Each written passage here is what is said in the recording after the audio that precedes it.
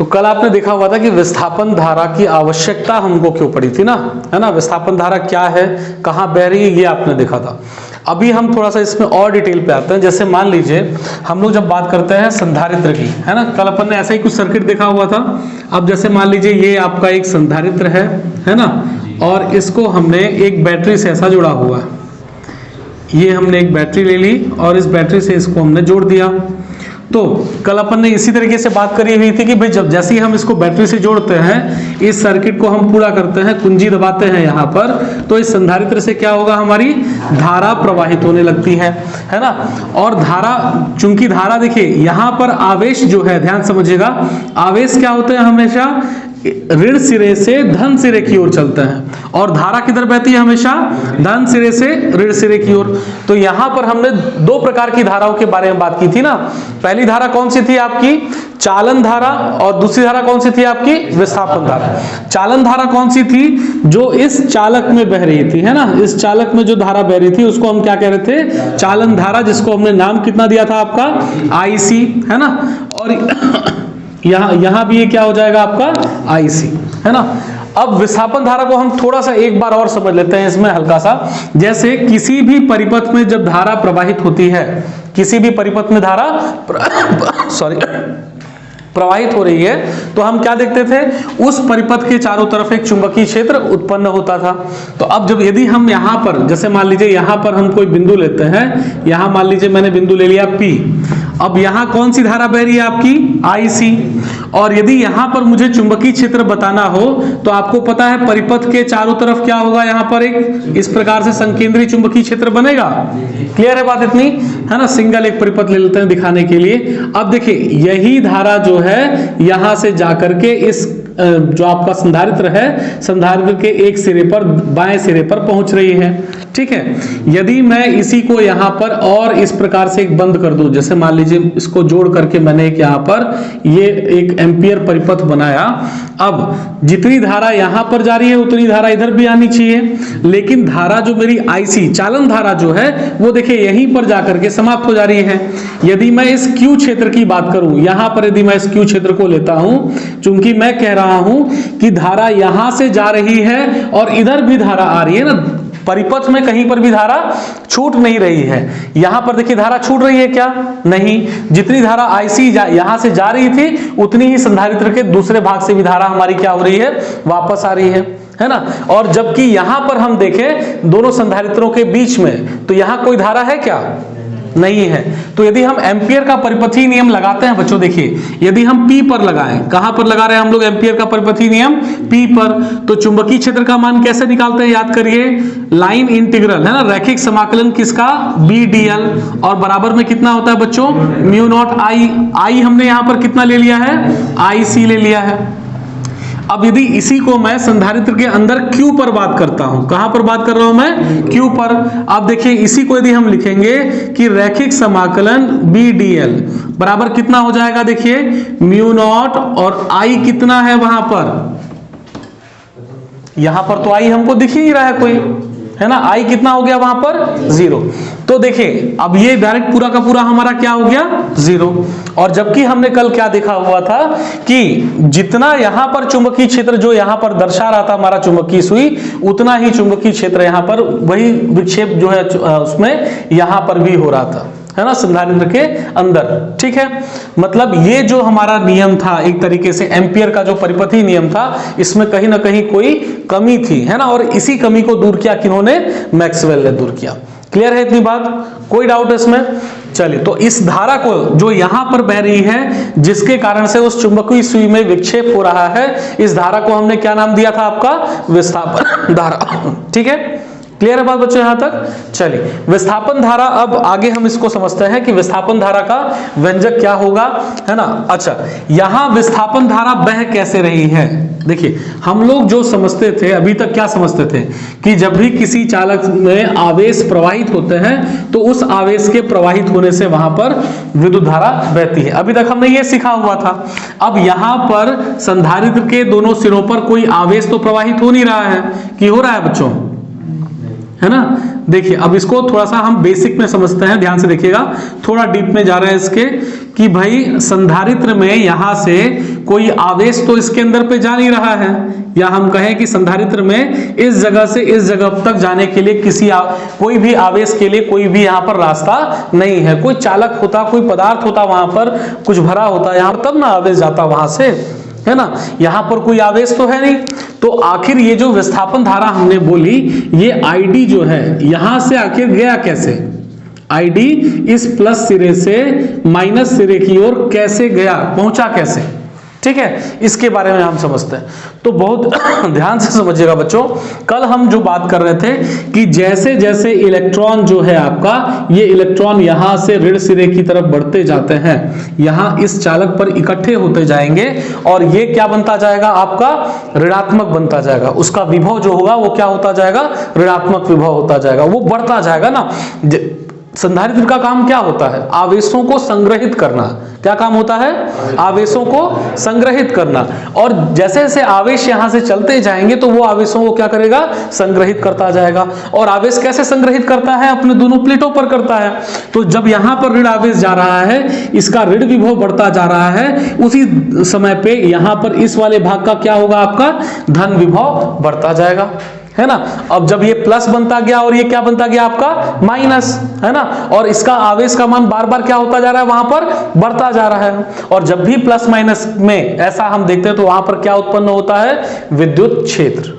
क्या उत्पन्न होता है वहां पर, और विद्युत क्षेत्र की दिशा कैसी होती है, यहां पर हमेशा प्लस से माइनस की ओर, ये इस प्रकार से होगी विद्युत क्षेत्र की दिशा।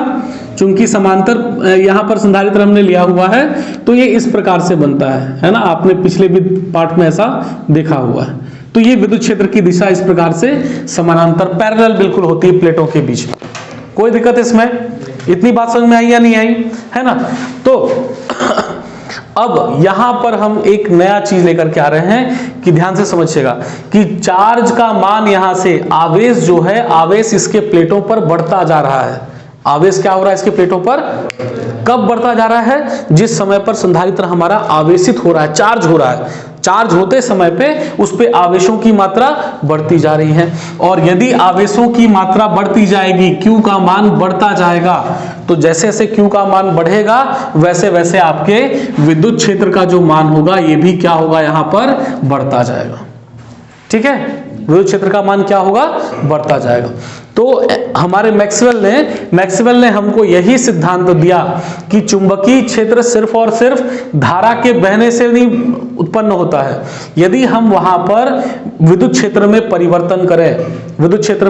परिवर्तन करें, समय के साथ विद्युत क्षेत्र में परिवर्तन करें, तो वहां पर भी एक चुंबकीय क्षेत्र उत्पन्न होता है। और इसी नियम का उपयोग करके उन्होंने यहां पर हमको आईडी के बारे में समझाया, है ना, कि यहां पर आईडी धारा कैसे बह रही है, उस विद्युत क्षेत्र में परिवर्तन होने के कारण बह रही है। यहां हम क्या समझेंगे, सिर्फ भाई चार्ज आया, चार्ज यहां पर इकट्ठा हो रहा है, और जब आवेश इकट्ठा हो रहा है जिसके कारण से यहां पर विद्युत क्षेत्र के मान में क्या हो रहा है, परिवर्तन हो रहा है, विद्युत क्षेत्र के मान में वृद्धि हो रही है। तो विद्युत क्षेत्र के मान में वृद्धि या कमी, दोनों सूरतों पे हमारा क्या होगा, वहां पर धारा प्रवाहित होगी। क्लियर है बात। तो अच्छा, अब यहां पर सोचिए आप, देखिए बहुत ध्यान से समझिएगा, यहां पर चूंकि कोई माध्यम नहीं है, और जिस विस्थापन धारा की हम बात कर रहे हैं, उस विस्थापन धारा को उत्पन्न कौन कर रहा है, उस विस्थापन धारा को यहां पर उत्पन्न कौन कर रहा है, क्या बताइए, विद्युत क्षेत्र कर रहा है। और सिर्फ विद्युत क्षेत्र ना बोले हम उसको बोले समय के साथ परिवर्ती विद्युत क्षेत्र यहां पर धारा को उत्पन्न कर रहा है। समय के साथ में परिवर्ती विद्युत क्षेत्र वहां पर धारा को उत्पन्न कर रहा है। क्लियर है बात ये। अच्छा, विद्युत क्षेत्र एक ऐसा बल होता है जिसके लिए किसी भी माध्यम की आवश्यकता नहीं होती है। हर एक मतलब फ्री स्पेस रहे, वायु या निर्वात रहे, वहां पर भी हमारा विद्युत क्षेत्र कार्य करता है। हमने पहले भी ये सब पढ़ा हुआ है। इसका मतलब अब देखिए, यही एक बहुत बड़ी क्रांति थी ना इस फील्ड में। हमारा जो विद्युत चुंबकीय तरंग था, अब आगे आप लोग जैसे वाईफाई पढ़ते हो, डाटा एक जगह से दूसरी जगह पे जाता है, मोबाइल फोन पे बात करते हो, ये सारा का सारा तरंग है। और ये सारे के सारे तरंग का जो जनक है वो जनक यही मैक्सवेल का सिद्धांत हमारा ये विस्थापन धारा है, क्योंकि विस्थापन धारा को यहां एक प्लेट से दूसरे प्लेट तक जाने के लिए किसी भी माध्यम की आवश्यकता नहीं थी।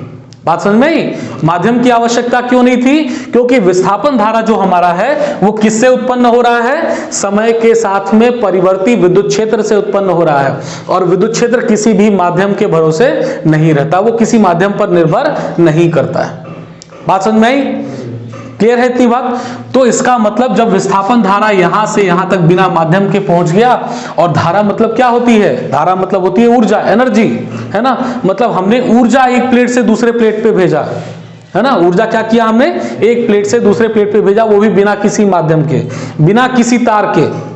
क्लियर है बात? और यही मेथड आप लोग आजकल यूज करते हो। जैसे मैंने भी मोबाइल का एग्जांपल दिया था, है ना। अब मोबाइल पे आप बात यहां पे कर रहे हो, है ना, आवाज यहां अपनी दे रहे हो, लेकिन सुनाई कहां दे रहा है? दिल्ली वाले को सुनाई दे रहा है। समझ रहे बात को? तो कैसे पहुंचा आखिर में? तो ये सारा का सारा यही क्या है? आपका धारा ही है, एनर्जी है, तरंग है। तरंग के माध्यम से ये हमारा एनर्जी जो है एक स्थान से दूसरे स्थान पर पहुंचा, वो भी बिना किसी माध्यम के, बिना किसी तार के। बीच में तार है क्या मोबाइल में? जब आप बात करते हो तो तार तो नहीं है, वो आपका फ्री स्पेस, वायु या निर्वात में वो आराम से ट्रेवल कर सकता है। अच्छा, अभी तक हमको ये नहीं पता था कि जो प्रकाश जो सूर्य से आ रहा है, आखिर वो प्रकाश सूर्य से आ कैसे रहा है। अभी तक हम इसके बारे में पता नहीं कर पाए थे, लेकिन जैसे ही हमने ये विस्थापन धारा को पढ़ा, और विस्थापन धारा से हमने विद्युत चुंबकीय तरंगों के बारे में समझा, है ना। इसी को हमने क्या नाम दिया आगे चल करके? विद्युत चुंबकीय तरंगे, है ना, विद्युत चुंबकीय तरंगे। और जब जैसे ही हमने विद्युत चुंबकीय तरंगों के अस्तित्व के बारे में समझा, और वहां से हमने जाना कि भाई प्रकाश जो वायु या निर्वात से चल करके आ रहा है, प्रकाश भाई आसमान में खाली जगह है ना, वहां पे तो निर्वात है, तो प्रकाश वहां से चल करके कैसे आ रहा है? तो प्रकाश के भी संचरण का माध्यम, संचरण का तरीका क्या है? यही विद्युत चुंबकीय तरंगों के प्रकार का संचरण है ना। प्रकाश भी वहां से आसमान से यहां तक चल करके आने के लिए किसका उपयोग कर रहा है? इन्हीं क्षेत्रों का उपयोग कर रहा है। और क्षेत्र में हम जानते हैं कि किसी भी क्षेत्र के लिए यदि हमको कोई ऊर्जा भेजनी है, तो हमको वहां पर किसी भी माध्यम की आवश्यकता नहीं होती है। क्लियर है इतनी बात? तो इस प्रकार से प्रकाश जो है आपका, इन्हीं प्रकाश की प्रकृति कैसी होगी हमारी? विद्युत चुंबकीय तरंगों की प्रकृति होगी। प्रकाश भी क्या है? एक विद्युत चुंबकीय तरंग है ना। क्लियर है इतनी बात? कोई डाउट इसमें, है ना। चलिए फिर, तो हम यहां पर अब बात करते हैं विस्थापन धारा के मान की, कि भाई विस्थापन धारा यहां पर कितना होगा।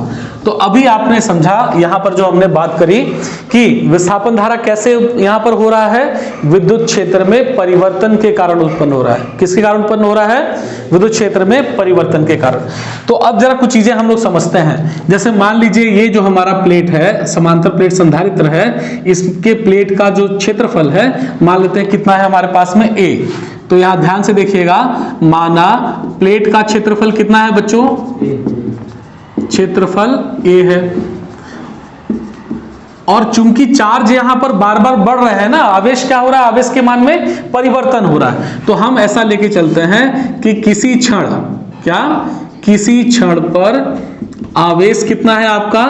T है, Q है। आवेश कितना है? Q है ना।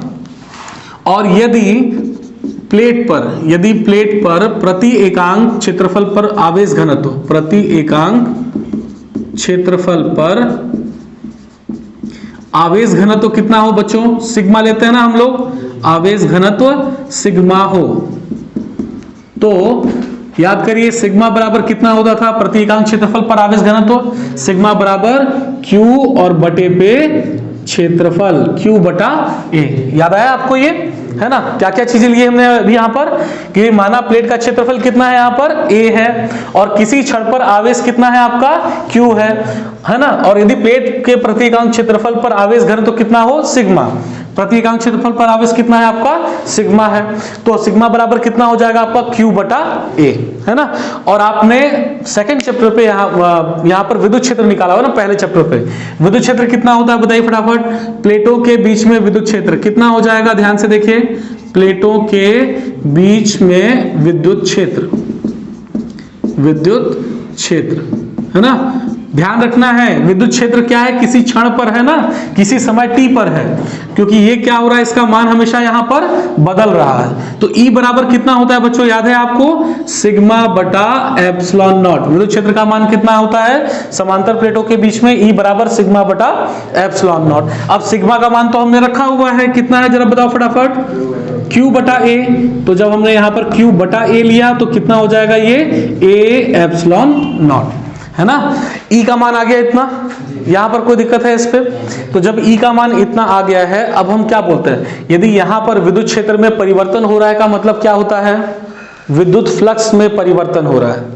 किसमें परिवर्तन होता है, विद्युत फ्लक्स में परिवर्तन। देखो क्या होता है, जो चीज हमको निकालनी है, जिस मैं उसमें भी चाहता थोड़ा उसमें भी निकाल सकता था, लेकिन वो प्रोसेस थोड़ा सा लंबा जाता है, हमको लंबा नहीं चाहिए ना, हमको हर एक चीज शॉर्ट में चाहिए थोड़ा सा।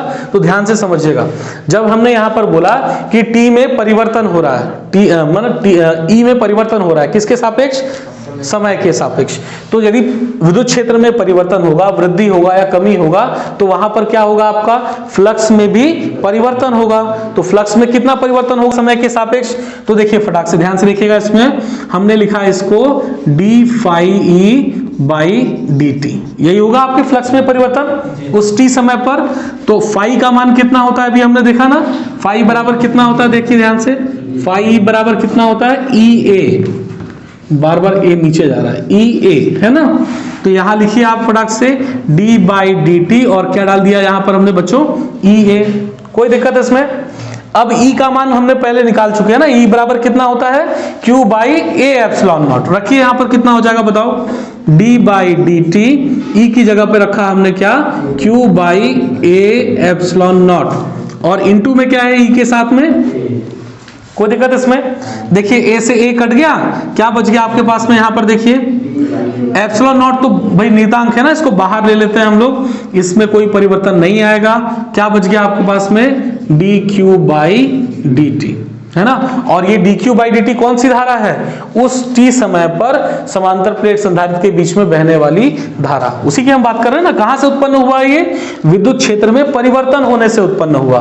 तो ये D Q by D T क्या कहलाएगा आपका यहां पर, विस्थापन धारा। ध्यान से समझिएगा, विस्थापन धारा ID है ना, ID बोलेंगे बराबर कितना हो जाएगा आपका, D Q by D T. चलिए अब इसको मान को रख दीजिए वहां पर।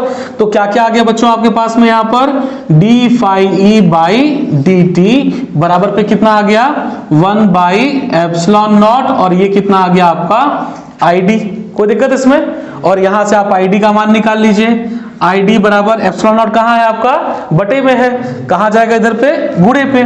तो epsilon nought D phi E by D T, ठीक है, क्लियर है इतनी बात। तो यहां से हमने यहां पर विस्थापन धारा का मान निकाला। तो कितना हो गया विस्थापन धारा का सूत्र हमारा बच्चों, ID बराबर epsilon nought D phi E by D T. Clear है इतनी बात, कोई डाउट इसमें।